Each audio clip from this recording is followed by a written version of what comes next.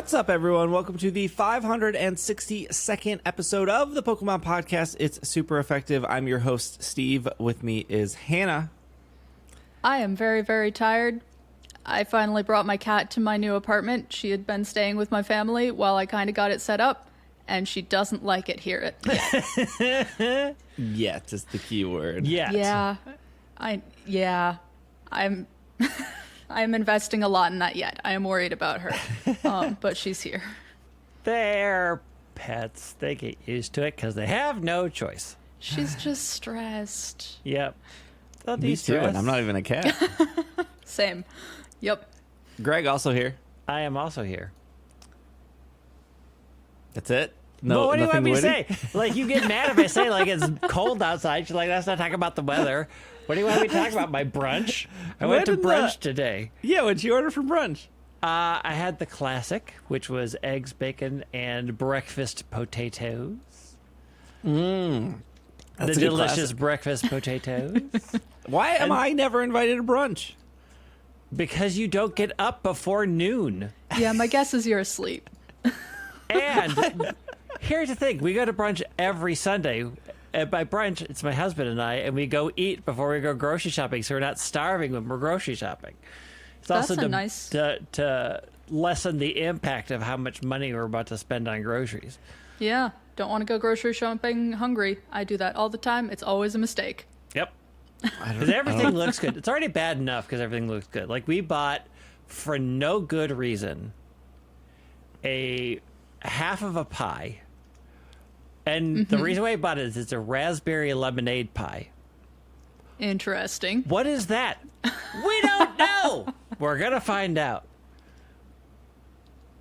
All right. Speaking of finding out, we have a lot of TCG news this week, but not the TCG news you think. Not the good TCG news, the panic-inducing TCG news. Because Japan is in dire straits. The worst possible outcome has happened. So we have some TCG news. We have the Global Challenge 3 is apparently already announced and coming, even though, as of recording, Global Challenge 2 is still up and going.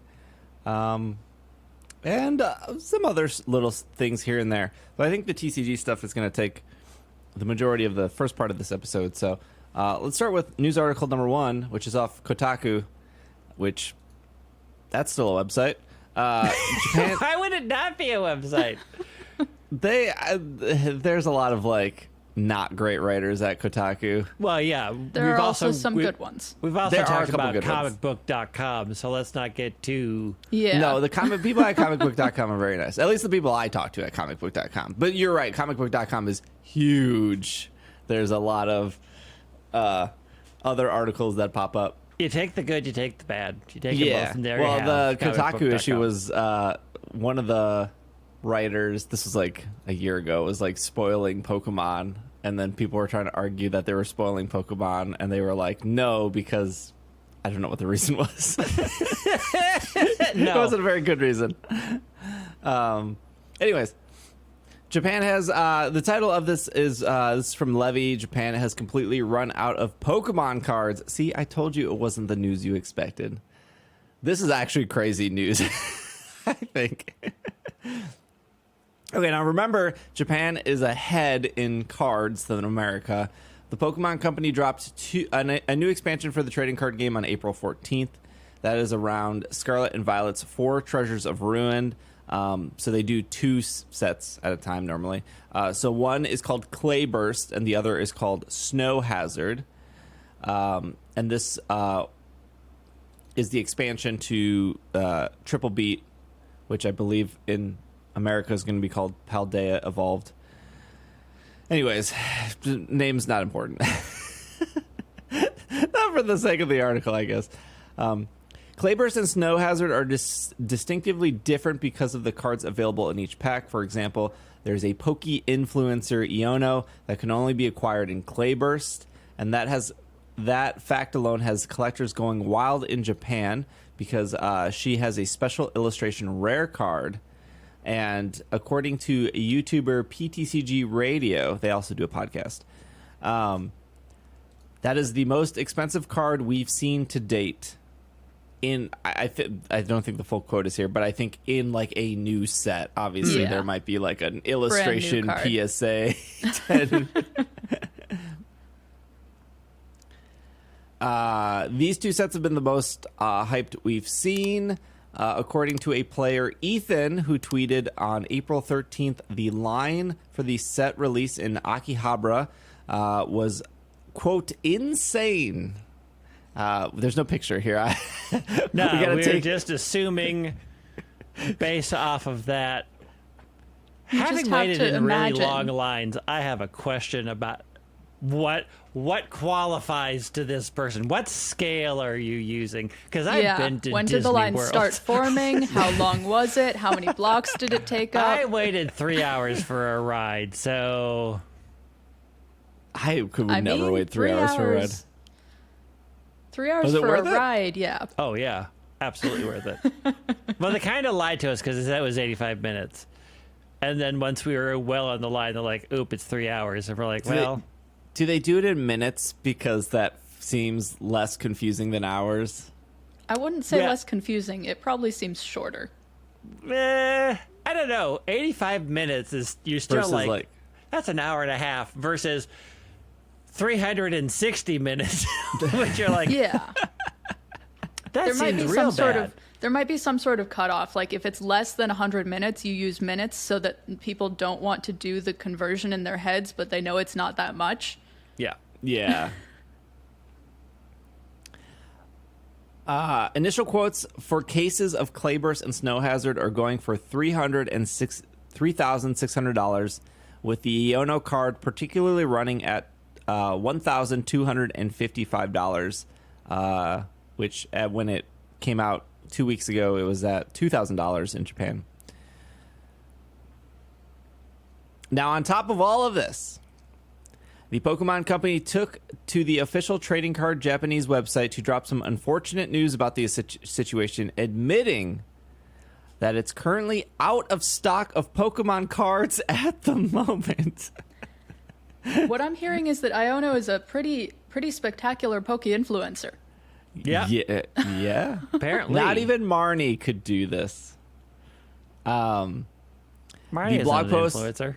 Which was translated. Marnie had just has a fans. bunch of really Yeah. not great fans. See, this is where Kotaku could level up. This is no shade to the author, by the way, but like they have written here blog post which is translated by Google. Now, if Kotaku wanted to level up, they get somebody who speaks Japanese and they get an official. You can't trust Google. I mean, we're bad journalists here too because we're just reading up. We are not Yeah, journalists. That's true. There is nothing that we do that qualifies any of this as journalism. Google We are Translate's gotten better talking too. heads. Google Translate's gotten better, and there's probably some sort of new rule that has to do with all of the AI generation that means they have to say where that kind of thing comes from, which is probably why that's there. There was an apology for an inconvenience to customers and a promise to bolster the production system to promote a reproduction and shipment of products going forward. The Pokemon Company says, quote, "We will continue to do our best so everyone can enjoy the Pokemon card game. Thank you for your understanding."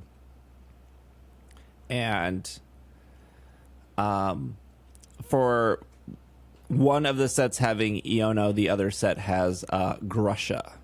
But there's no prices about Grusha. That's sad. Grusha's great. Iono Yeah. is fine. Not an influencer, though. No. Yeah.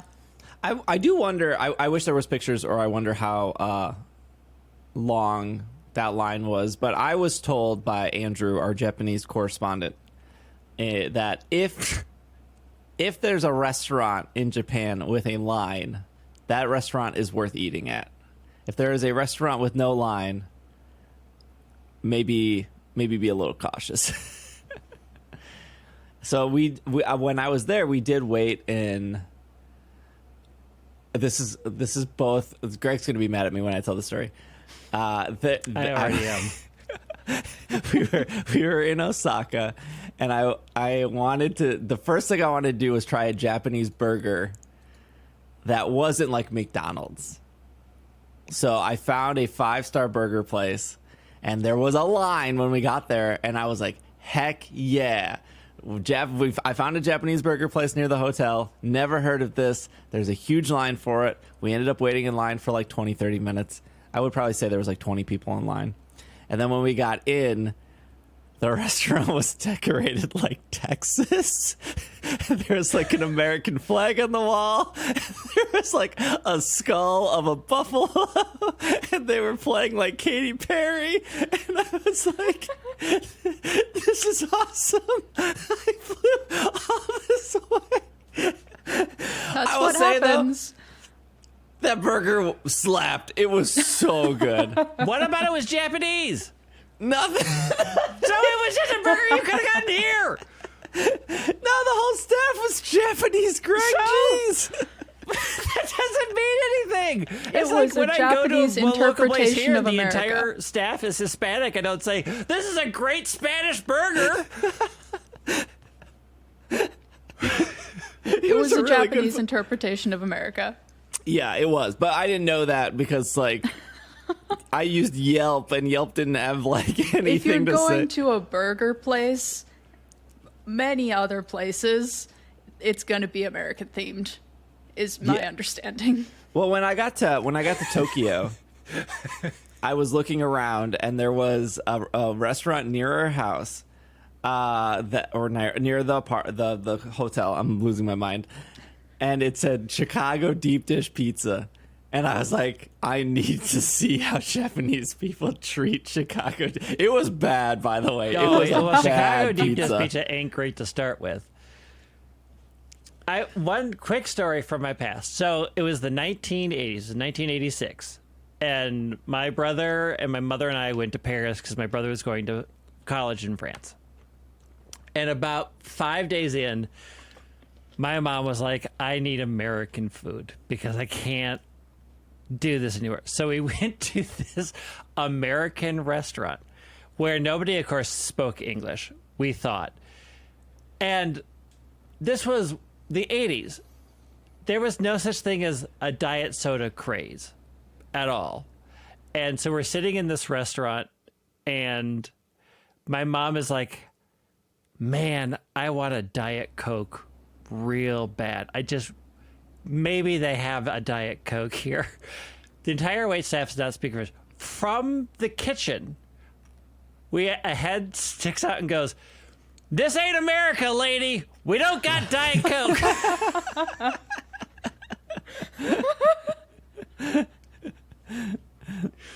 Okay. No, not Diet Coke.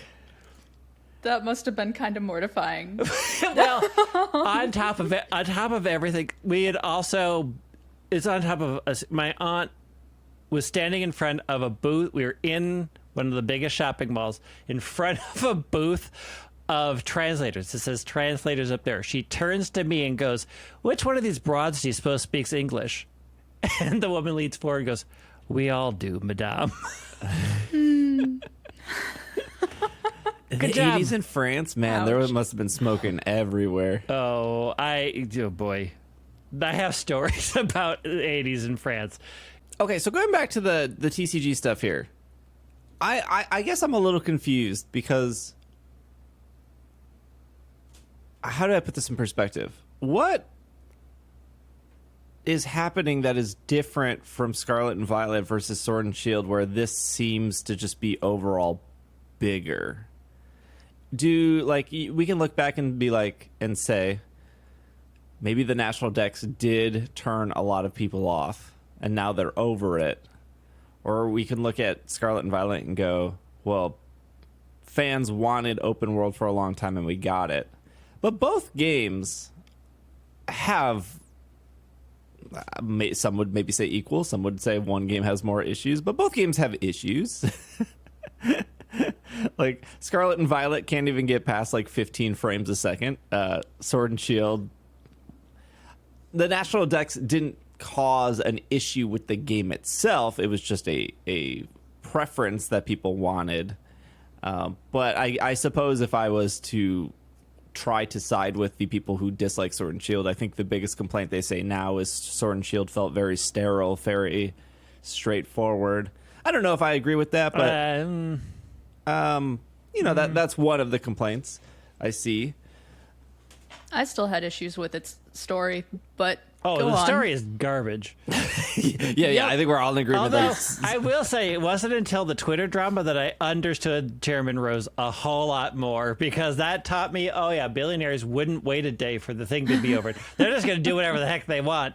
Now I understand Chairman Rose. I get it. Yeah. I get it. The thing is there. I don't know if it's about the video game. Like, what changed with the TCG to make them... Because even when video games are huge, like, this is a TCG-specific situation. Like, one character suddenly becoming that popular? Like, is it just... are there a lot more ways that Iono is shown in Japan that we just don't see here to really drive that? It feels unusual to have this much crossover into the TCG that they sell out, like that there are lines to buy it. Yeah, I mean, Iono is kind of aimed at a Japanese audience, more so, just in the type of influencer she is my understanding. We don't have that type of influencer as much here. We have some. We have like VTubers and stuff, but she has seemed really popular, but I haven't seen excess merch, excess videos or merchandising or advertising in any way of her. She just seems popular. Well, they did a whole Marnie collection in Japan. Marnie was extra popular too. And that sold out almost instantly when they did the Marnie collection. I don't know. I can't stop thinking about how, Sword and Shield sold, 26 million copies. Second best-selling Pokemon game of all time in 3 years. And Scarlet and Violet is already up to, 23 million copies in 5 months? Like, there was no secret about the issues of these games, and people still bought them and are enjoying them. I'm enjoying them even with the issues, but every week I'm like, fingers crossed that there'll be a performance update. Not according to the new patch notes. Yeah, I don't have any more hope for a performance update. I only had hope that people were going to stop getting their games completely locked, basically. And that seems fixed now? I don't think there are any reports of people having that issue since the update yet. I also know that the update didn't fix it for people who did have that bug. You still have to contact Nintendo and send your save data over. But I haven't heard any reports of new people having that issue, so that's exciting. What are those people going to do? They've been living on that Reddit thread for the last month. It's been like 2 months. They're in the anger factory. They have to get off the anger floor. It was good communication. They have all bond. Do they all make a Discord together to bond? Oh, there we go. Okay. Okay. So we do have more TCG news. We're gonna shift gears here.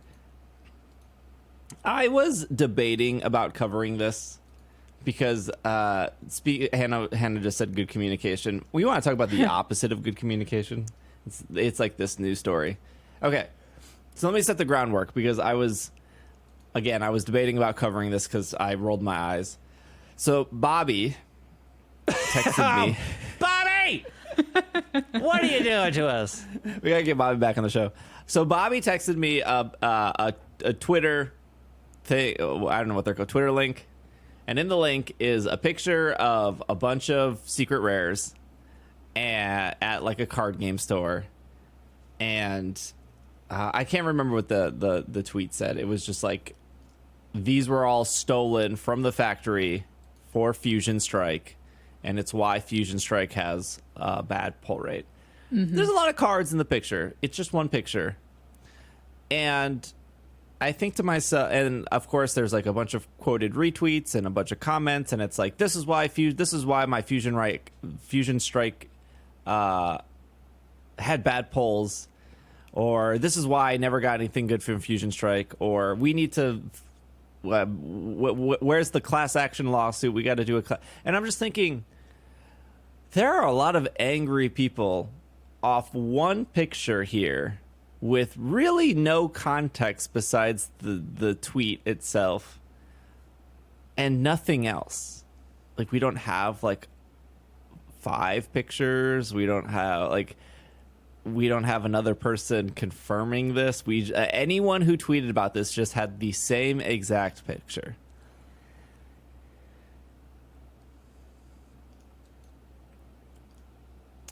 And then on top of this, the kicker is, when I dove deeper into this picture was taken a year ago. Yep.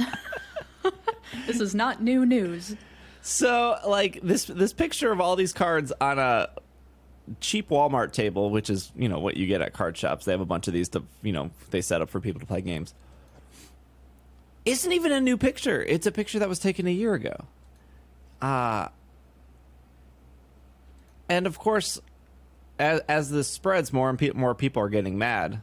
But there was some reporting on this. This is off PokeBeach. 2 articles here.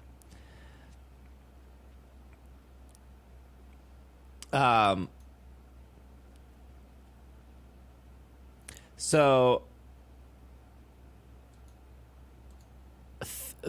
they open up saying, like, theft from Pokemon printing factories has always happened. like you work on a line, you grab a couple cards, etc. And that's also how we get cards early. Our people from the factory will take pictures of these cards. So that's kind of like the opening of this. In typical Nintendo fashion, the Pokemon Company and its partners dispatched an investigation team to plug leaks along the chains. PokeBeach refused to cover those leaks. We actively follow and investigate each of them so we can understand what is happening. This weekend, the Pokemon's biggest ever factory theft came to light on social media. A photo circulating of thousands of Fusion Strike secret rare cards were stolen from a factory in 2021. The photo actually leaked an internal investigation that started in September of 2021 and concluded in January of 2022. However, fans just learned about it. So the investigation has already stopped and finished. A year ago. It finished more than a year ago. The stolen Fusion Strike cards bounced between a few hands before ultimately being offered to a hobby store in Texas named Trading Card World. Peak creativity with that name. We were approached. Tells you what you need to know. Yeah, I mean, it's all there. You're not going to confuse it for something else. We were approached by an individual. We being the trading card store. Approached by an individual inquiring if we were interested in purchasing hits from the set. The store told PokeBeach. When they saw the seller was offering thousands of the set's rarest cards, realized it would be impossible for an ordinary consumer to obtain such a concentrated amount of them. Quote, the seller explained his connection to his source. We immediately contacted the Pokemon Company International through proper channels. The store stated the Pokemon Company opened an investigation and a private investigator flew out to collect the cards from the store, as you can see in the photo. Pokemon expressed to the store that it was the largest return of stolen property to date. The Pokemon concluded their investigation in January of 2022, which probably means they identified the original thief. They would never tell us that anyways. Fans who saw the photo assumed that the stolen cards have impacted their Fusion Strike pull rates, but this cannot be proven and it is unlikely. Now, I did say there are 2 articles here. This is the first one. The cards would have been stolen during the production phase, where they are stored in boxes. The secret rares are printed separately from other cards because of their texture. So a big thing I saw going around is, I don't know To give credit to random people on the internet, they have the wildest imaginations. Yeah. There's not like, I don't know how you think card production works, but like it's not like milk on an assembly line where you're watching glass bottles and like milk is coming out from the ceiling to fill it up, and then at the end of the line there's like a little cap on it. That's not how like TCG production. It's not like cards are dropping from the ceiling and like somebody's like hot gluing the like pack together. Like no one's on the assembly line being like, I want this one and this one, and like I don't know how people think this works. But yes, the secret rares are on a whole other but like assembly because they're a different texture. Anyways, the secret rares are printed on large sheets, cut into individual cards, and stored in long white boxes. At least 5 of those white boxes are packed into a cardboard box that is then set off to the machines to then sort in booster packs. The machine will load different boxes of cards into each booster depending on their rarity. You will see the boxes below. PokeBeach actually has like really good pictures of this. We imagine the sorting machines alert the workers when they're running low on certain rarities, meaning packs that escape the factory without the proper rate, meaning packs should not escape the factory without proper rate of secret rares. Otherwise, it would be common for packs to be missing cards. Factories also weigh every single booster pack. This is not only to ensure the packs have the proper amount of cards, but it's also so they know what code card to insert in the packs. Secret rares are heavier than normal cards, so lighter code cards are put in the pack to sort out the weight difference. This prevents weighing the packs on the aftermarket. It is unlikely that packs with improper weights would have left the factory floor, let alone on a scale large enough to impact the entire run. There are multiple checks in place. Now I want to stop here because when PokeBeach posted this article, and I saw it on Twitter, and I clicked it, and I read it, and I was like, yep, that makes complete sense. That this like, as I read this again for a second time, this makes complete sense of how Pokemon cards like work in the factory, how they get shipped out, how there are still quality checks going out. And then I went back and I just read the comments on this article, and it's just a bunch of people being like, nope, you're wrong. My Fusion Strike was terrible. Therefore, the original one picture that I saw was completely right. They stole all the good cards. Class action lawsuit coming your way. And PokeBeach just responded to these people being like, did you even read the article? And they were like, nope, don't need to. I know that I bought 100 packs of Fusion Strike and I only got one good card. It was mind-boggling that, like, what is the word for it? Like, confirmation bias, maybe? Where, like, well, I mean, this is straight up cognitive dissonance, right? Like, they have decided the outcome, and any proof to the otherwise is fake. Like, it is classic cognitive dissonance, where they are just refusing to like it. If you look at it, you're like, okay, that all makes sense, but then their brains be like, but it's a lie. I mean, they're being deliberately ignorant. They are reading the title, they're reading the headline, they are not reading the content of the article that explains how it works. It doesn't even matter if they read it, right? Because they would still read it and say, you're wrong, you're a stooge, you're a sellout, I'm sure you're there covering. are some people who, but also there are plenty of people who would come to the conclusion from the first picture that yes, the packs were worse because of this, but then would also read the article and go, oh wait, okay, that's how that works. Yeah, but they're Never not going to comment. Maybe, you're probably right. They're not going to say anything. They remain quiet because, like, oh, okay, I'm now going to move on with my life. I understood what happened. Yeah, I think it's but really... could have Go gotten ahead, mad Anna. at the first one. They could have gotten mad at the first one. Sure. I think it's really easy to buy 10 booster packs of Pokemon, Magic, Yu-Gi-Oh!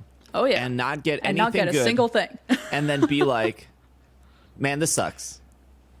Do you think this theft is why my pulls and masters have been so bad? Yes, 1,000,000%. Okay. There was well, not they need to proper come out. Q&A. They need to come out with a statement then to say why my masters pulls are so bad and how the TCG theft made them enforce a mandatory bad pull rate for the next year on all gotcha everythings. Get it together. Now, I paused here for a specific reason. because the first part of the story talks about how the secret rares are on a whole different production line. They're printed differently. They're stored in different boxes. Then it goes on to talk about how like the assembly line is smart enough to weigh all of these packs. That's why there was a black and a white code card, because one was heavier than the other. Like, there are so many quality checks before these go out the door. Now, if we go back to the original picture, there are a lot of cards in that original picture. Quite a bit.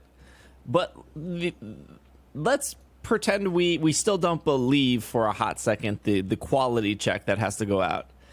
Let me drop this bit of knowledge on you.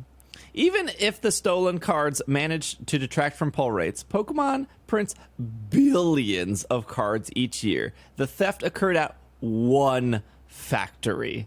During a print run, Pokemon produces 27 million cards a day.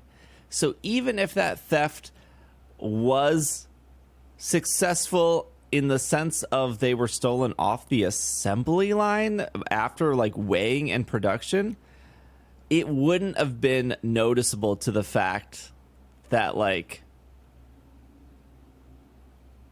it would be so hard to be like, oh, this set is clearly not as good as any other sets, because this was one factory. Yeah. There's only one factory, though. That's not true.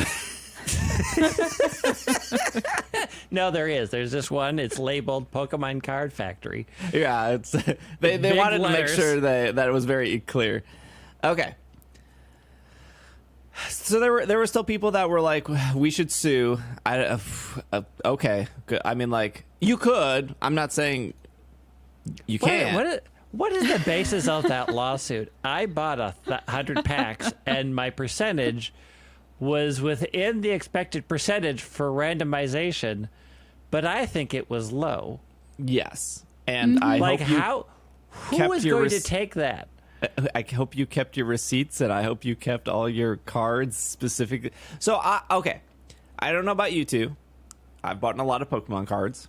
I bought a lot of Magic cards. When I played competitively, I would buy 2 booster boxes every 3 months. And then from those 2 booster boxes, I would get all like the commons and uncommons I needed to build whatever deck, and then hopefully I would get like a couple of the GXs or EXs, and then if I needed like 3 but I only pulled 2, I would just buy a single of the last one. But in reality, it probably would have been cheaper just to buy exactly every card I needed, not buy the booster box. But opening booster boxes are fun. So I would buy 2 every 3 months. I did this for like 2 or 3 years straight. A lot of money. That is very expensive. Yeah. Yep. I was. This is why I never got into the TCG. And there was a set. Gosh, I want to say it was Plasma Storm, Plasma Front, where it was the worst 2 boxes I have ever opened. They were absolutely atrocious. I didn't get anything great. And like normally I was like, normally you get 1 gold, you get a couple C. Totally bad. And there have been packs. I remember going to a Target at like 9 p.m. at night. They're about to close. They had like 4 booster packs left on their shelves. I was with a friend. They grabbed 2. I grabbed 2. We got to the car, obviously impatient. Turned on the little dome light in the car, and we opened the 4 packs, and out of all 4 packs, none of them had a rare. And that could be as easy as like somebody took the rare out and then resealed it and then returned it. Could be as easy as like an issue on the line. Like, I am not saying that there are not issues with some booster packs. There are a lot of cards that go out. And I'm sure everyone listening to this has at least got 1 booster pack that was missing an energy or was missing a code card, or it happens. And in that situation, I laid out all the cards. I took pictures of it. I sent it to the Pokemon company, the little support, like they have like support.pokemon.com. Bad TCG. It's not called bad TCG. I don't know what it's called. My TCG pack wasn't good enough button. And then you send them a picture and you send them a receipt. And they sent 4 new booster packs our way. It was like super nice, right? I'm sure that cost them no money, and it's not that big of a deal. The Pokemon Company did send me a booster box of Scarlet and Violet, and on stream, I opened it. I opened all 30, how many packs? 32, 36 packs? And out of the 32 packs, 5 of them didn't have code cards randomly. Just randomly did not. Everything else was there, just no code cards in them. So again, I am not saying that manufacturing or the assembly line, I'm not saying that doesn't happen. But I am saying one factory and one theft is not going to affect a country's pull rate of Fusion Strike. So there was a second article by PokeBeach, which was 2 days after the initial article, where the Pokemon comicbook.com, the funny that we talked about comicbook.com anyway. So comicbook.com reached out to the Pokemon Company and they got a quote. And so we have the quote here. So the Pokemon Company says, "We take protection of our IP and associated products very seriously. This matter remains under investigation and we cannot comment on details at the time. However, we can confirm that Sword and Shield booster packs and products were shipped to retailers as intended, and there is no indication that the integrity of the products were impacted by any confirmed or unconfirmed theft. Furthermore, we continue to significantly invest in both the production and security of our TCG business. We value the faith that our fans put into us and our products, and these investments is the word, are intended to help us continue to maintain their trust."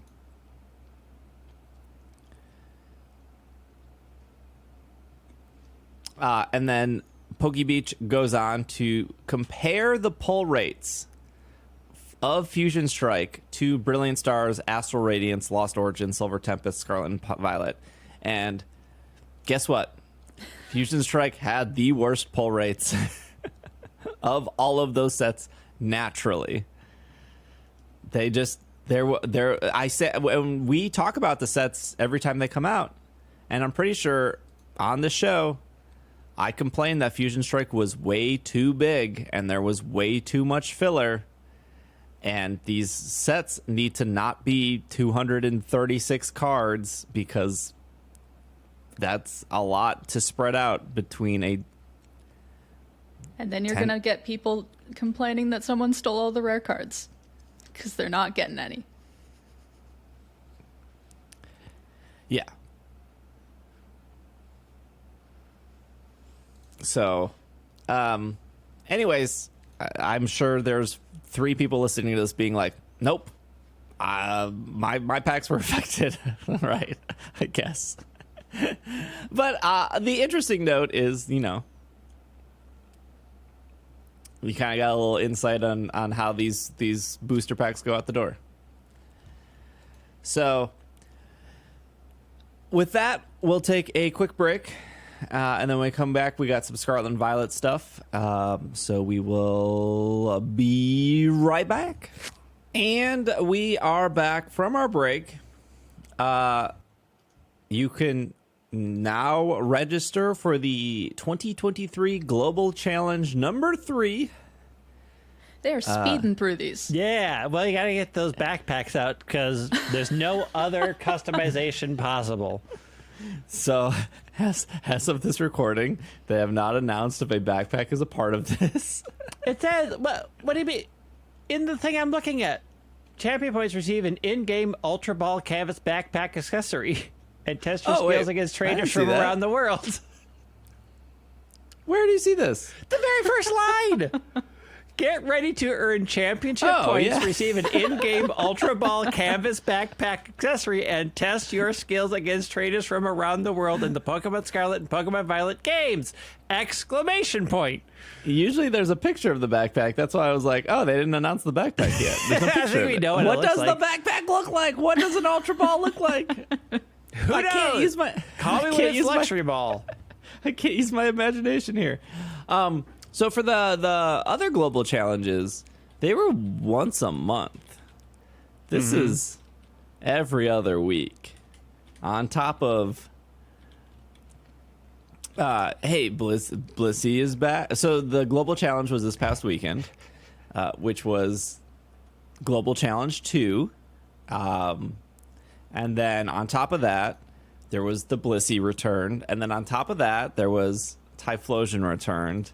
So again, this was the issue I have is if you want to do all three, you either have to commit your entire life to Pokemon or you have to pick and choose. I don't want to complain about Blissey being back. I am fine and happy with Blissey being back as much as it wants to be. Blissey's great. To make it worse, Chandelure gets released in Unite in just 3 days. Yep, and there is a Pokemon Adventure Day going on Sunday as we are recording as well. There is just Pokemon all through this weekend. Is that the classic Swinub return? No, that's coming up. Today, as we were recording, there is a I forget what they're called. Adventure. Stunfisk. Yes, it's for Stunfisk, Galarian, and Unova, I think. Yes. Yeah. Yeah, I mean, I guess it's easy to say, like, I don't care about competitive, so that crosses the global challenge out of the list. I guess it crosses all of team building / like ladder off the list. And then if you're tired of raids, I guess then at that point it'd be easy to say, well, there's nothing to do. But what other content do you want them to add? Like, raids is something that they can add new Pokemon, add new rewards, a pretty great way to get rewards. It's fun. You can do it by yourself. You can do it with friends.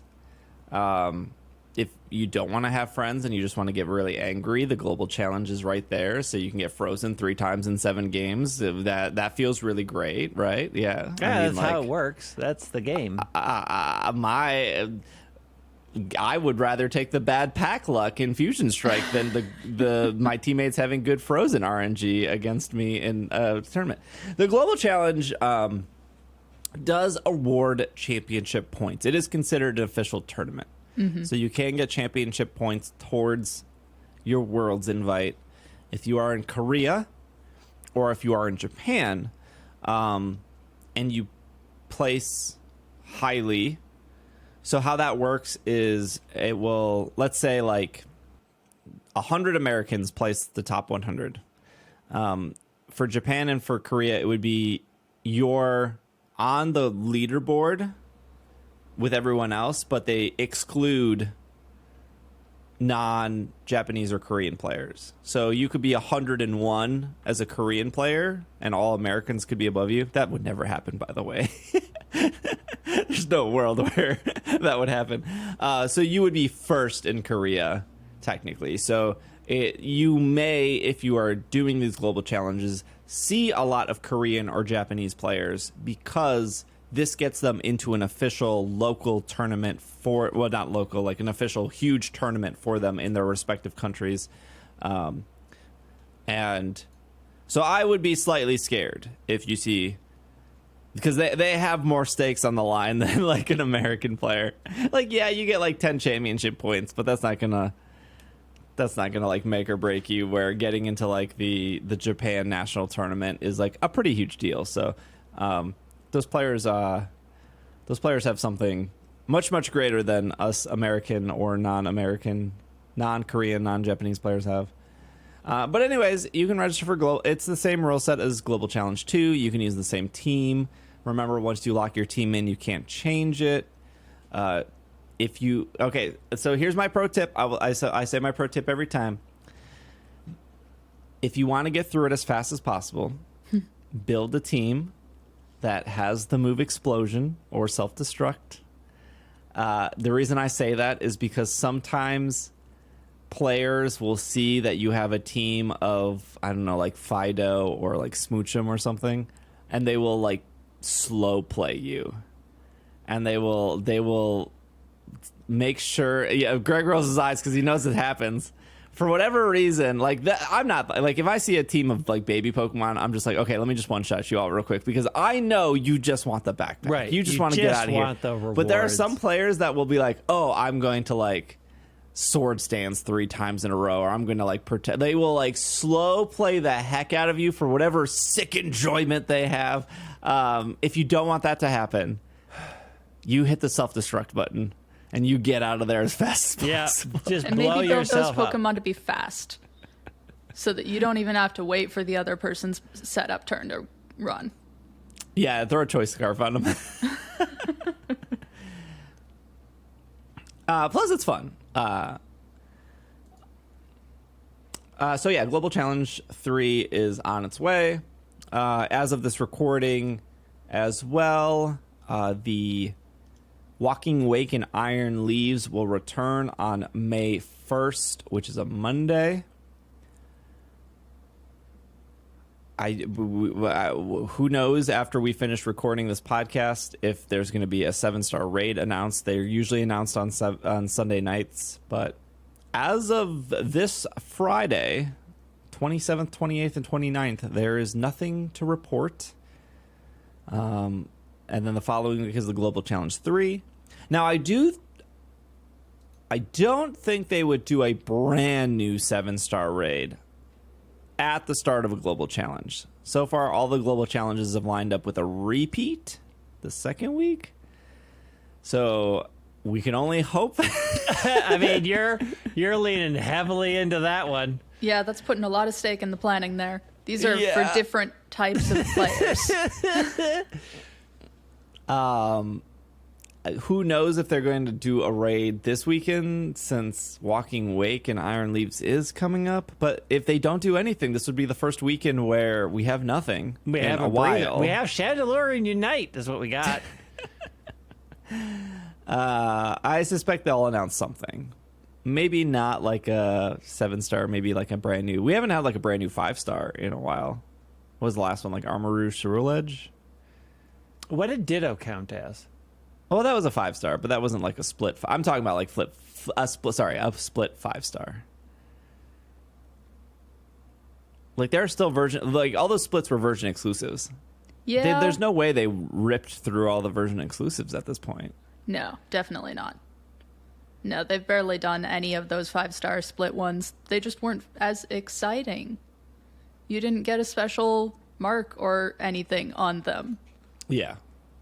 But you can complete your Pokedex without having to talk to anybody, and that's a win. Very true.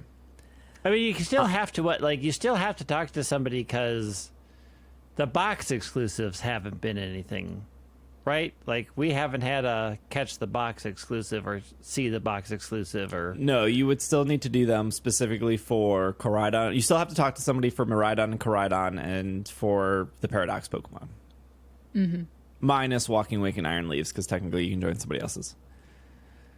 I would assume that they would put the Paradox Pokemon into raids at one point. I mean, they have to. They're doing everything else. So yeah, Walking Wake and Iron Leaves return May 1st. It's supposed to last 2 weeks, and according to the support page, you can only catch one per save file. So even though they are coming back, only one Walking Wake for you, only one Iron Leaves, unless you caught the egg, which good on you for taking a risk on catching that egg. Good on you. You can now catch one of these instead. So we got the update 1.3.0. That we did. Now that does fix the egg. You cannot catch the egg anymore. Trainers who caught the egg instead of Walking Wake on Iron Leaves in a Terra Ray battle before updating to 1.2 were affected by a bug preventing from catching these Pokemon. That bug has been fixed. Trainers who caught such eggs instead will now be able to catch these Pokemon.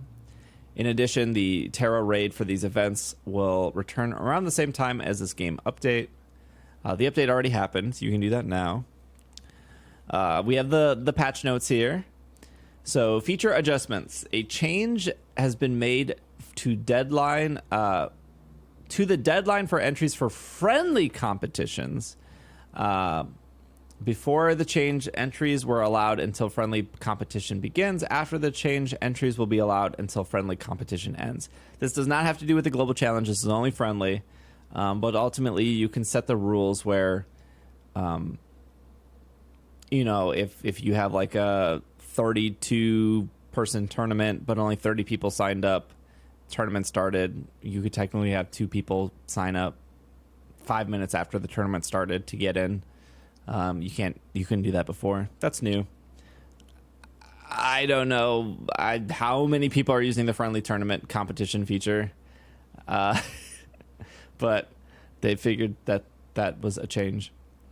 Bug fixes. Linked battles. Fixed a bug in linked battle where selecting swap in before the selection timer reached 0 could fail to switch in the selected Pokemon and subsequently caused switching and the battle itself to act abnormally.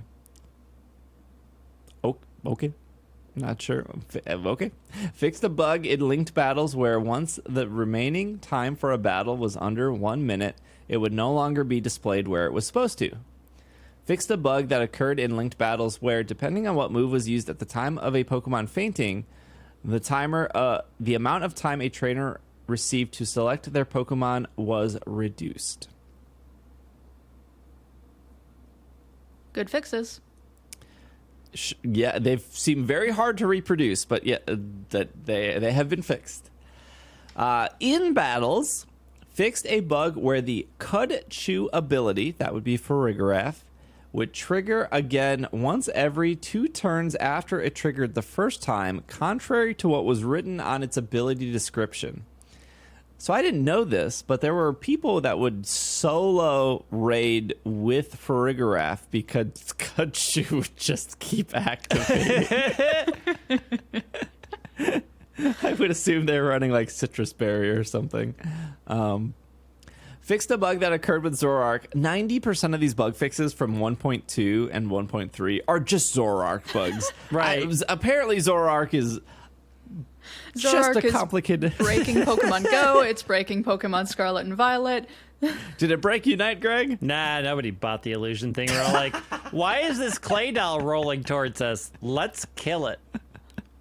Fixed a bug that occurred when Zoroark terrestrialized while using its illusion ability to disguise itself as another Pokemon. On the check status screen, the terrestrialized Zoroark's type would display as the original type of the Pokemon it has disguised itself, rather than Zoroark's Terra type. Fixed a bug that occurred where Zoroark's illusion ability to disguise itself as another Pokemon that had already terrestrialized. This bug caused Zoroark's type on the check status stream to be incorrect. Fixed a bug in double battles with moves that caused stat changes for the Pokemon using the moves. This bug caused the stat changes to incorrectly happen twice if the user hit the 2 opposing Pokemon with the move while an opposing Pokemon was behind a substitute. Pokemon Go connectivity fixed the main issue, the game to crash on the screen when paired with a Pokemon Go account. I've gotten this bug many times. I'm about to send over my Golden Go postcard thing, and everything crashes. I'm very familiar with that bug. Some other bugs here.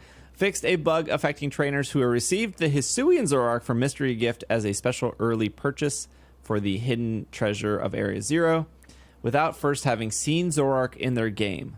This bug caused Zoroark to be incorrectly displayed as registered in these trainers' Pokédexes. And then other select bug fixes have been implemented. So, patch notes kind of short here. They're fixing things. Whether or not they're things people care about, that's debatable. They are fixing things. I mean, they are each important to people who would come across them. Yeah. The bugs themselves, if somebody was to run into some of these, could be a problem, especially in battles, especially in competitive. But they're not big fixes except for the egg thing, except for the catching of the egg. Everything else is kind of just The Pokemon Go one's pretty big. I mean, I had it happen like every 3 times. It's but pretty maybe that big was if just you're me. using that feature. I haven't yet I to was. connect to my 2 because I'm not going to lose my save data. So they did some changes that were not listed here. If you scroll through your boxes quickly now, that's not better, by the way. They didn't fix it. But they did add a little Pokeball symbol where Pokemon will spawn in. It's not mentioned here in the patch notes. But when you go through your boxes, you have to like wait for Pokemon to load in, which is still like mind-boggling to me that that's a thing. I can't think of a Pokemon game where you have to like wait for Pokemon to generate in your boxes, right? Like, Yeah. Like, this is the first game that does that, which I don't know what the game is doing that past games didn't have the issue with, but... Pokemon Go does it if you haven't downloaded all your assets. All right, that's okay. But this is not the same thing. I think this game can only hold, like, 600 Pokemon. Pokemon Go is, like, 6,000 Pokemon. Yep. No, this is a mess, but it's nice that there's the little Pokeball there, because previously if you were scrolling through the boxes, you couldn't tell which ones were empty. Yes, yeah. So now there's like a little Pokeball symbol that goes where a Pokemon is about to load in. So that is like, gives me the smallest bit of faith to latch on to of like, oh, they did something different. maybe something else is coming. That's how they hook you in. Your own expectations that they're going to do something good, and they'll just keep stringing you along. Look, I know that we get a comment every now and then that we're so negative about these games. It's really hard when you play these games every day not to see the glaring issues that these games have. Yeah, no, there are issues, but I still love these games. Yeah, I like them a lot too. I just believe or hope that they will do a performance patch. What always this drives me nuts about how people, you can criticize something and that is not negativity. If it's a valid criticism, it is a criticism. It is not negativity. We aren't looking for things to be negative about. We are facing issues that need to be fixed and are not fixed, that ruin people's experiences. Criticizing something is good if you're criticizing it in a constructive manner. It's very different to be than critical people about the things you love. Yeah, Always. I mean, it's a very different topic if we were just like, these are bad games, they're trash. Pokemon Company is trash. They don't know how to make anything. They should pass it off to somebody else. Like, those are just spewing negative things because you're mad, which is a valid way to vent, but that's not actionable. Like, there's nothing in there that's going to make these games better. Like, we can actually say, when I do this, it crashes, 5 times out of 10. That needs to be fixed because it's ruining my experience. And I can point to the exact thing that is making it not fun for me. Like, I'm not a huge fan of these games because they aren't performing up to my standards. And when I do raids and they hang up for no good reason, this is impacting on my enjoyment of the game. I can criticize that and still say, overall, I love Pokemon. It's like when people get mad at me when I say Gen 2 is my least favorite. It's like, yeah, when it comes out, I still play it. Like, I will still play another remake of Kanto, even though I do not ever want to go back to Kanto again. I am so tired of Gen 1. I do not want to play that region again. Yeah. They sell it. I'm still going to play it because I love this franchise. I still think there's still like a game plan here, right? Like when they did 1.2, there was the postcard Golden Go thing, and then there was the Vivian thing, and those were 2 like surprises that they gave us. And I would say that they weren't as big as surprises as like the one and only update we got for Arceus Legends, which I would say that was more of an update than it was DLC, but that's just people defining things differently, right? Like, Yeah. we're getting paid DLC for Scarlet and Violet. We got paid DLC for Sword and Shield. We got a free update that added like 2 more things you could do in Legends that you were forced to download, right? Like you didn't have a choice. Like you logged on your game, it updated, it gave you an extra story mission, and like Pokemon previously not in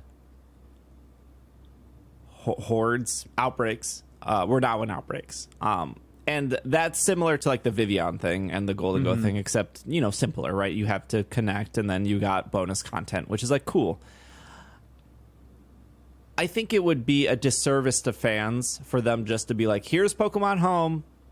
Okay, now randomly Ursaluna is in your game. Do I think that's the worst thing in the world for them to do that? No, because people would still be happy to get Ursaluna. Like, I am so over the moon excited to get Sneasler into this game. Like, I like Sneasler a lot. I don't know why.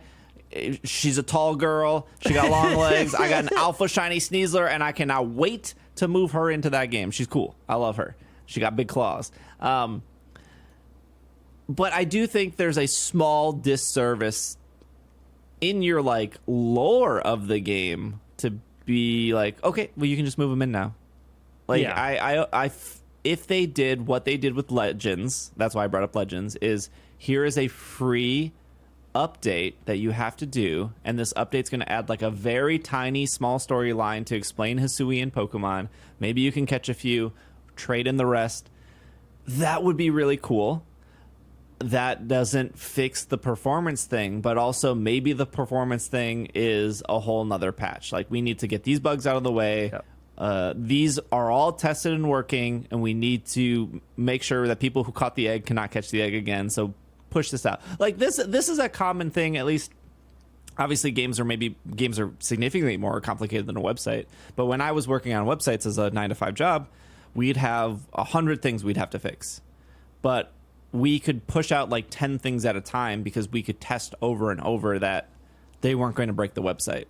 And if we had something like Black Friday coming up, we don't want to push out anything new before Black Friday because like we need the website to be working 100%. And then, you know, if we have something bigger, we wait till, you know, after the holidays to push that out because, again, don't want to break the website during the busiest time.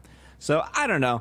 Maybe I'm just being like optimistic or hopeful, but like there's still a lot of time before this DLC. And they seem, from my perspective, invested in giving us too much content sometimes. Like, 3 events on the same weekend is a lot of events. Again, for me, who wants to do everything, that's a lot. If you only do one and done Typhlosion and you only do a handful of Blissies and you don't care about competitive, I completely see your viewpoint as there's nothing to do. But as a fan of Pokemon, I want to do it all. 3 events on a weekend, it's a lot to me. Mm-hmm.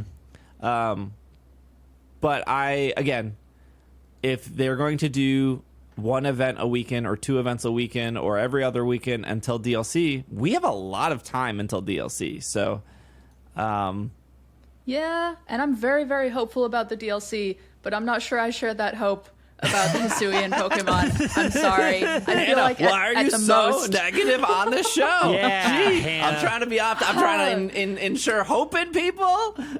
I feel like at the most you're going to get one line this year. At the most, you might get one line from NPC that says this is weird. These Pokemon are ancient and new. But also, have we ever gotten an explanation for bringing old Pokemon from Pokemon Home, Pokemon Bank into series where they didn't exist in those regions previously? Because there's never been a little mini storyline about that kind of thing. And I understand the Hisui Pokemon are awesome. I understand that Pokemon Legends Arceus was amazing and had a really cool storyline. And I would love to see something like that, but I don't expect it. Yeah, our homeroom teacher is going to call us and be like, hey,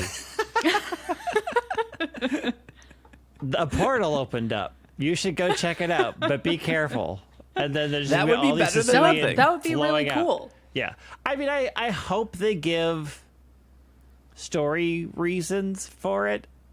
I tend to think Hannah's correct that they're not going to. I just hope they do. even if it is a couple of lines, like the professor calls and says, like, "Oh, hey, these things have appeared," or we rediscovered them, or something. It is weirder to have Hisuian Pokemon show up in Scarlet that deals with the past with no explanation, or is it weirder to have them show up in Violet, which is all about the future, with no explanation? Like, which is the more odd way to go?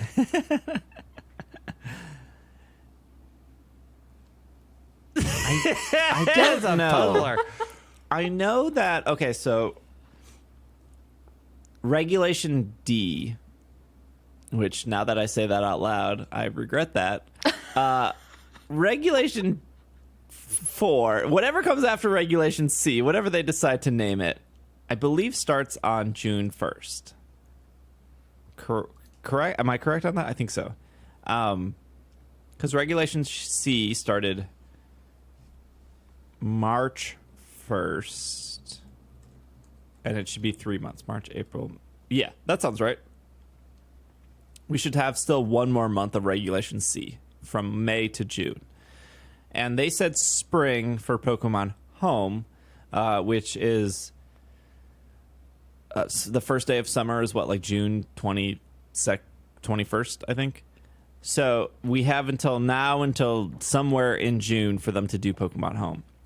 Don't know if Regulation D would include Hisuian Pokemon, but that would be like the next.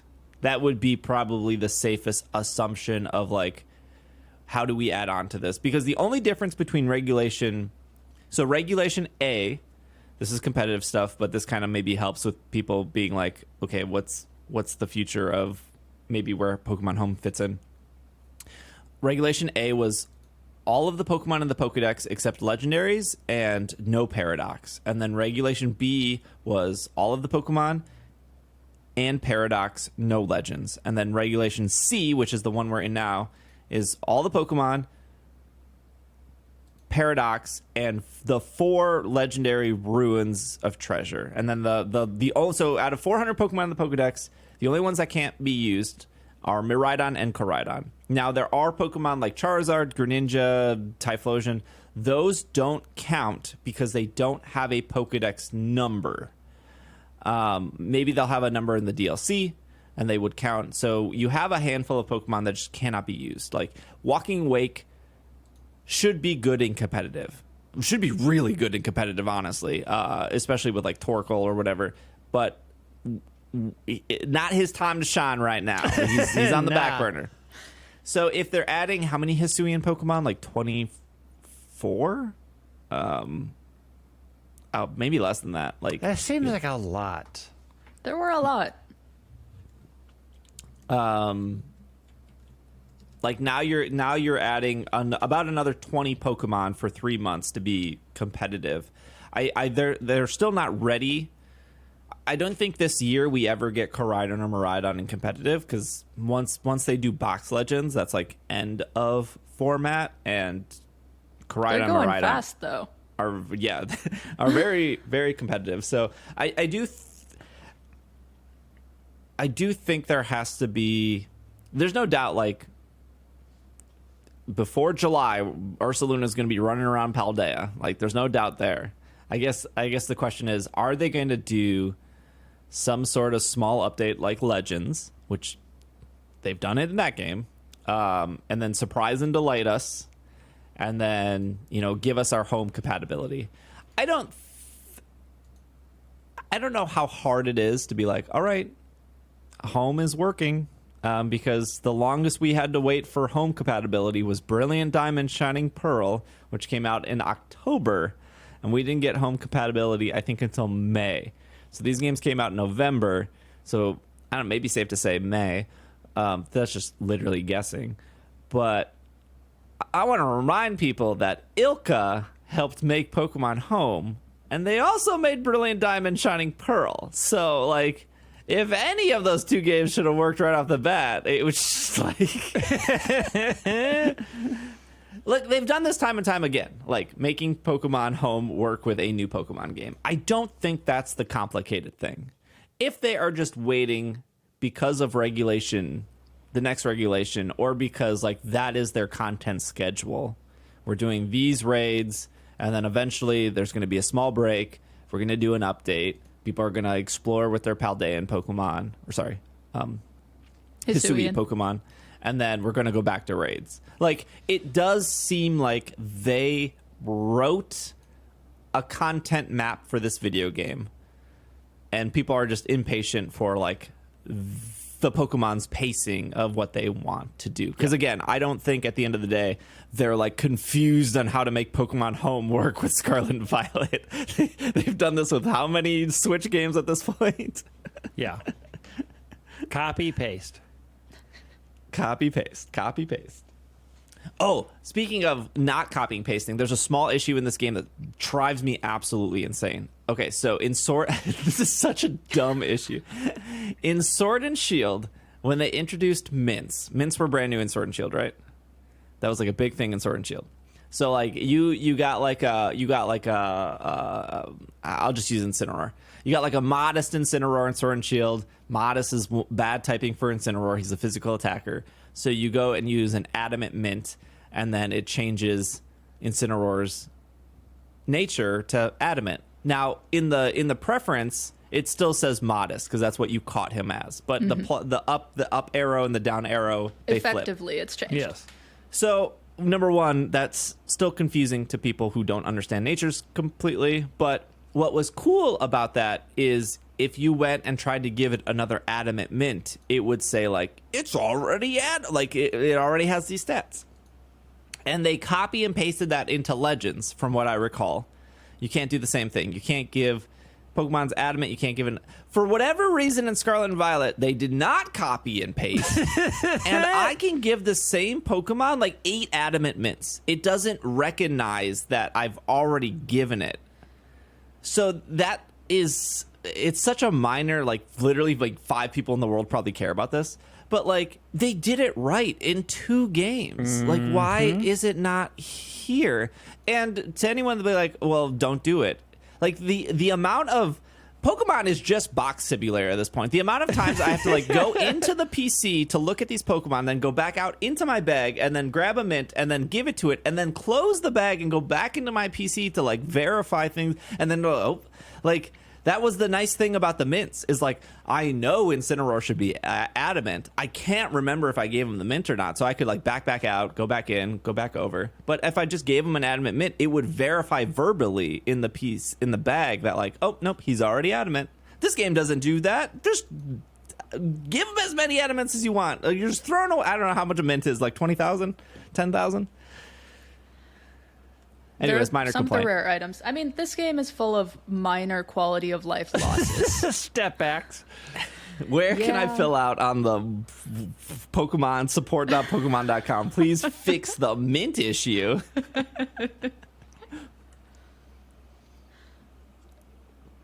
All right, last bit of news here. This was on Monday at 6 a.m. Mysterious newly discovered Pokemon to debut soon. The Pokemon Company group revealed today that trainers will be I never know how to speak, but like all the words just fumbled all right of there. them left. They're all gone. I'm so mad about the mint thing. Trainers will be able to uncover the mystery behind a newly discovered Pokemon found in the hidden treasures of Area Zero, the upcoming downloadable content for Scarlet and Violet. A newly discovered Pokemon has also appeared in the latest animated series, Pokemon Horizons The Series, which recently premiered in Japan before releasing around the world starting later this year. Who's that Pokemon? That's what it says here. This unknown Pokemon is reminiscent of the legendary Pokemon Terapagos, but its name and true nature are shrouded in mystery. It is small in stature and not particularly strong, but when push comes to shove, it can crystallize the energy in its body to form a protective shield. Apparently, it can also assume a dormant state where it feels that its life is in danger by pulling its head, limbs, and tail into its shell and making itself look like a jewel. That's it. And then it just talks about how Japan is cooler than us, and they already have the anime, and us non-Japanese folks have to wait 18 more years to get the first yeah, that's what it says. Do we have to give spoiler warnings for the Japanese anime here? Because, I mean, I know we already talked about it, but it's cool that there's a link here. That description of the little baby Terapagos actually links to what happened in the anime. And when I read that description on the Pokemon website, on the English Pokemon website, saying that the little baby Terapagos pre-evolution probably related Maybe. somehow, can pull in its arms and legs, be a little turtle, pull itself into its shell, which is just a crystal, pulls itself into this thing that is just a crystal. I thought, oh, that looks like it would be Lico's pendant. When it's just a crystal, it looks like it would just be Lico's pendant. And then I go and look and realize that what's been shown in the Japanese anime is that yes, this little baby Terapagos probably is just inside Lico's pendant. Oh, I didn't know that. It's really cool. Yeah. So that is her pendant. Yeah. Would be great if we could see that in real time. Yeah, that would. As if that they would did be- some sort of, I don't know, live simulcast or even a week delayed. Okay. Also, here's the thing, because they tweeted about this on Monday morning, and then I made a very sarcastic tweet, being like, "Yeah, it would be nice if we could have watched this," and then people are like, and then I got the stereotypical classic Twitters. Man, Twitter is a terrible place.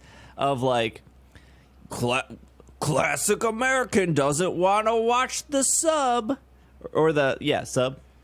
Sub is subtitled, yeah.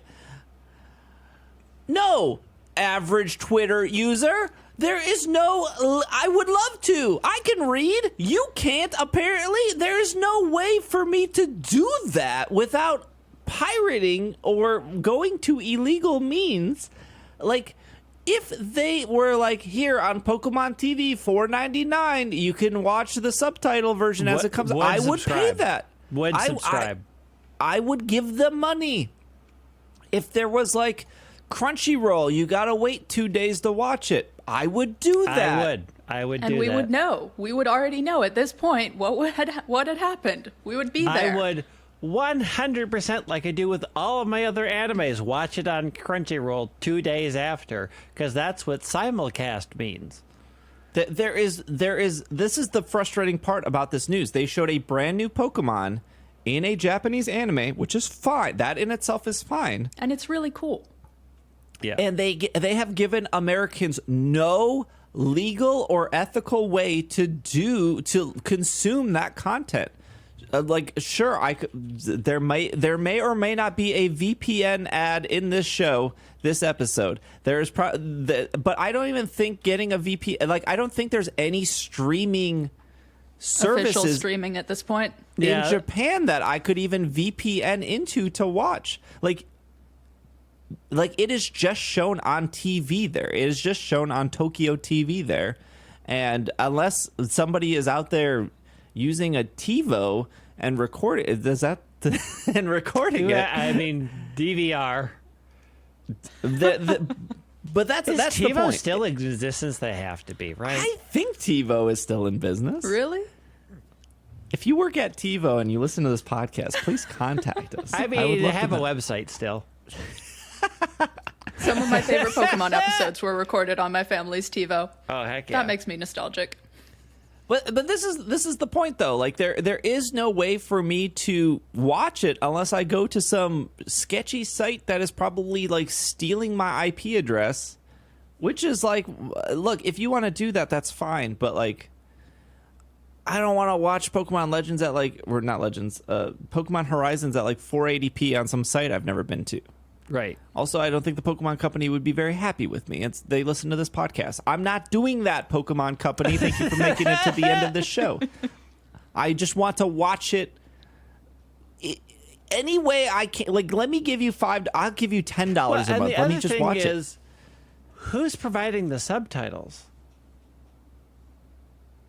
Oh, are they not like fan? I don't know. Because the question is, having run into fan-based subtitles, sometimes fans interpret things differently.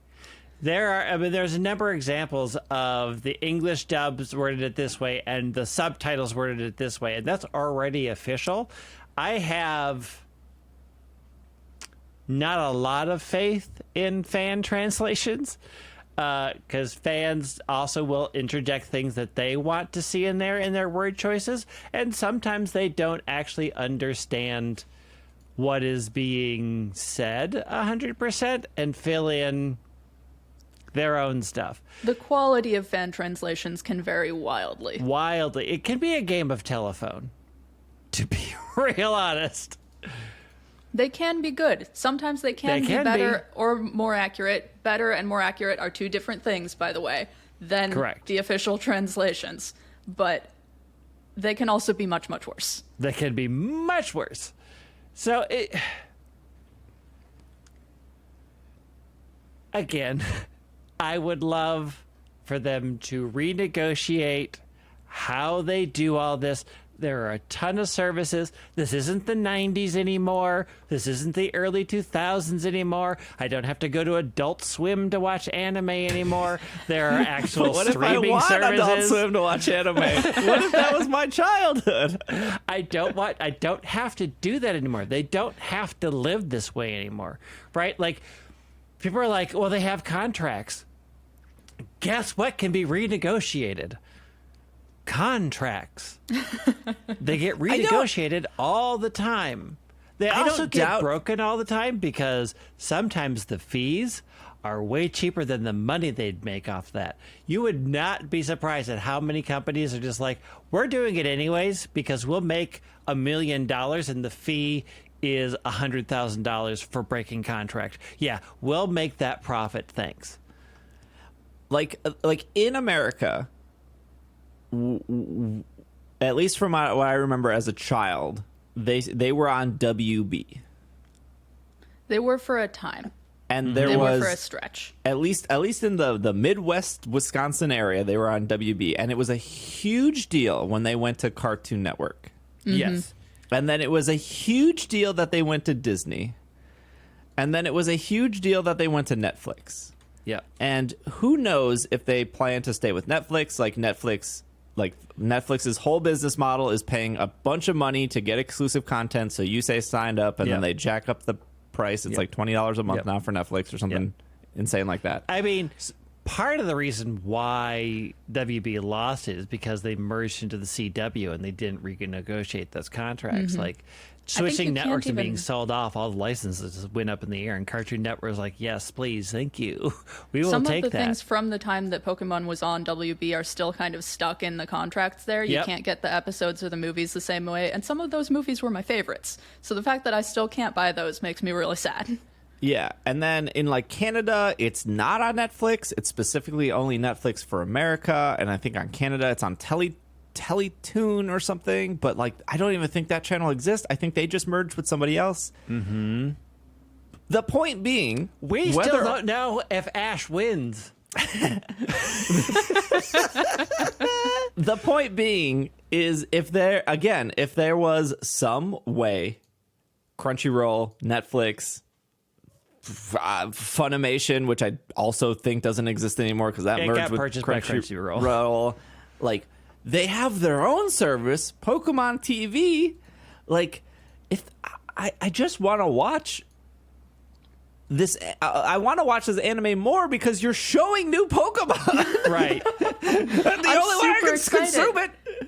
It's super exciting. This is a whole new anime. I'm super excited to watch it, and I can't. We can't. We can't, and we don't know. We don't know when we can. Yeah. We have no clue when Netflix is going to decide to buy this, if Netflix is going to decide to buy this whole new series. We have no clue what the American front of this is going to be. Netflix is going to say, well, it's not Ash, and we're done. We're out. And then what? We have no clue when we're going to get this. I'm still waiting to finish Ash's journey. Netflix and I don't know when I'm getting that. Probably September, maybe. Netflix has also been proven to take shows that are on the top 10 most watched and not renew them. Yep. And they, to be fair, I get it, right? Like there is a sense of like season 1 will always bring in new people, especially if it's really hyped. Season 2, kind of the same thing because people want to come back to watch season 2. But like if you missed out season 1 or season 2, advertising a season 3 of a show isn't going to get more people to sign up because they don't care. They didn't see the first 2 seasons, right? Unless your trailer is really good. So I understand the ideal of like Netflix wants new people to constantly sign up and new shows bring in new people. However, a recent study came out to show that their business plan is backfiring. Correct. Yes. Because a ton of people aren't watching the first season because they're like, why would I get invested? You're just going to take it away from me. like in a time of streaming, to sort of have the logic of, well, why advertise the season 3 because they don't know what it is. The other 2 seasons are there. If there's hype about it, like look at Stranger Things. Stranger Things still brings in people. Mm-hmm. One could argue that the recent seasons might not be great, but again, the people have gone back and watched them, right? When they're readily available, they will go back to catch up if you build enough hype about them. It's just Netflix really doesn't want to do advertisement or promotion. They don't like it for whatever reason. They just are like, rise and sink on your own. We out. Yeah, there's like more problems to like Netflix. Like at least like Peacock or Apple TV Plus, they have huge companies backing, or Amazon is another good example. Like it doesn't matter if Amazon Video doesn't make money. They literally have the money of Amazon behind them. Netflix doesn't have that. They just have themselves. They don't have like anything else. Like I get, maybe I explained that poorly though, but like Amazon has so many other services that can pay for Amazon TV. Apple has so many other services that can pay for Apple TV. Netflix just has themselves. They don't have like watches to sell. Other divisions of the large company are profitable, which will help shore up any shortcomings from another area. So Amazon still makes $1 trillion billion. It doesn't matter necessarily that the video segment doesn't make it.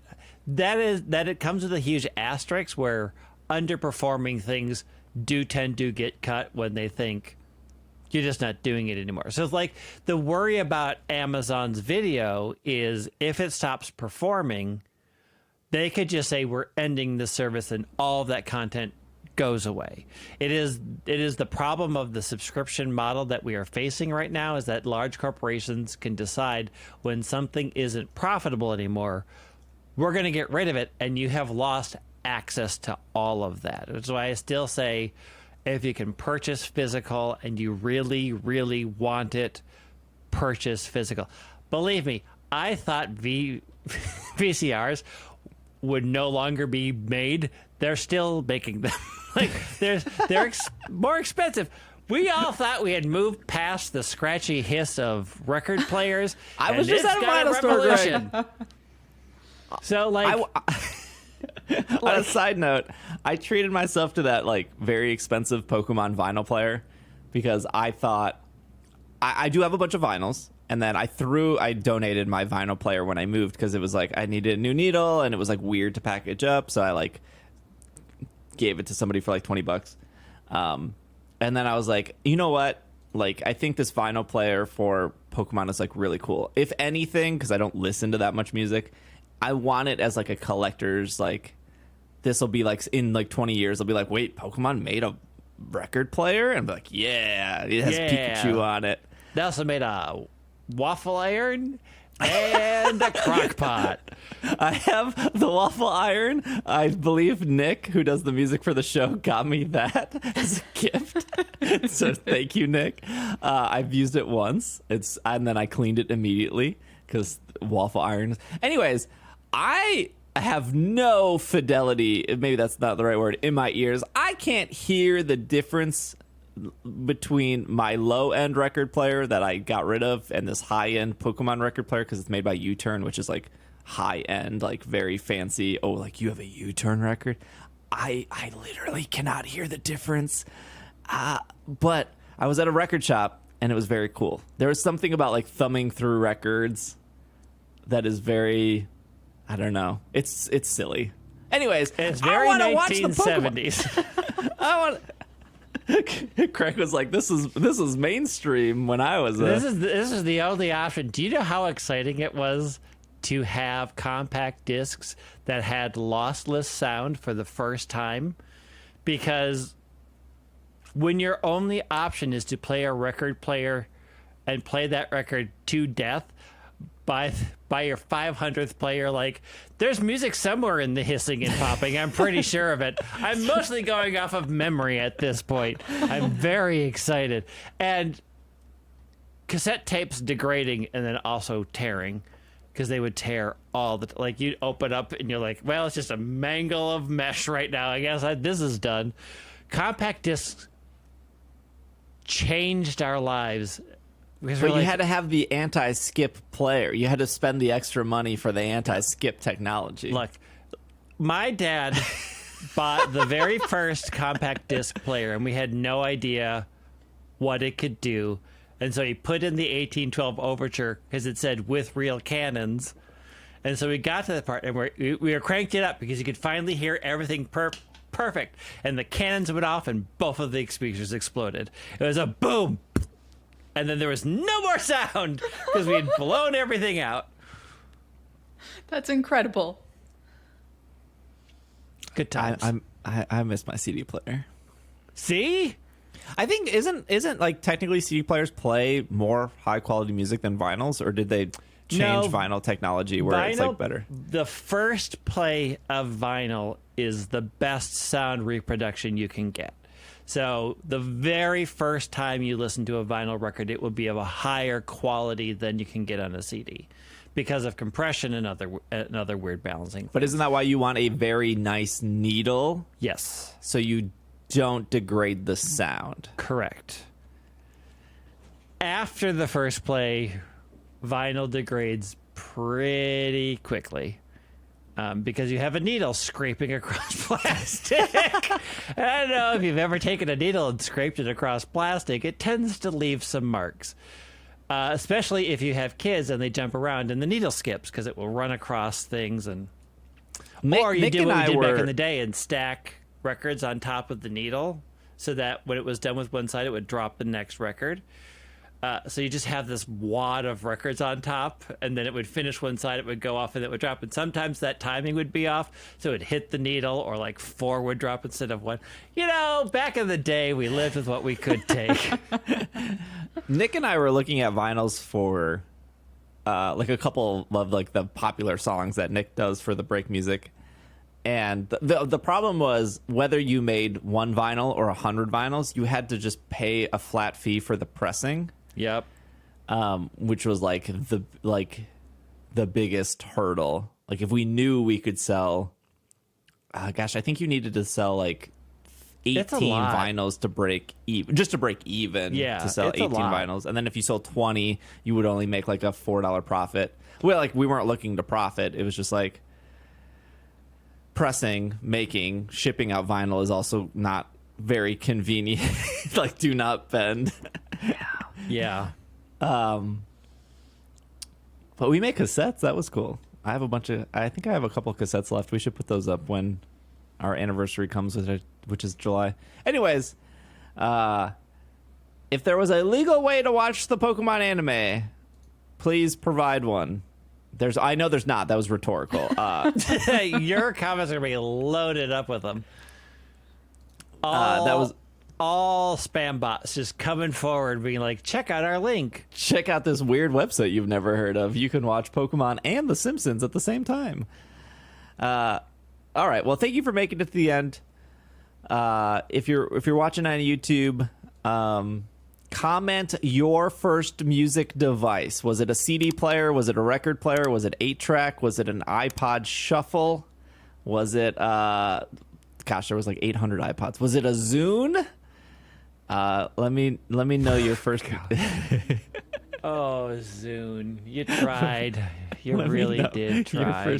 Music. Mine was a boom box with a CD player on top. That was my first one. Mine was a hand. So it was hand cranked 8-track. Yeah, it was hand cranking. I mean, my very first personal thing that I got to own was, you see them in movies. It was basically that big box with we could load the cassette in, and it had one big speaker. That was my first, like, this is mine. Mm-hmm. I did have a Sesame Street Kids record player that I attempted to play my parents' albums on once, and they got real mad. Oh, I bet. Because it's this giant record on this little spindle. Yeah, they were not happy about that one. Yikes. I think my first one was a little handheld CD player that I just plugged headphones into. Because that's where I was at. The first Walkman I ever got was actual metal, and you could hurt somebody with that thing. That thing was heavy.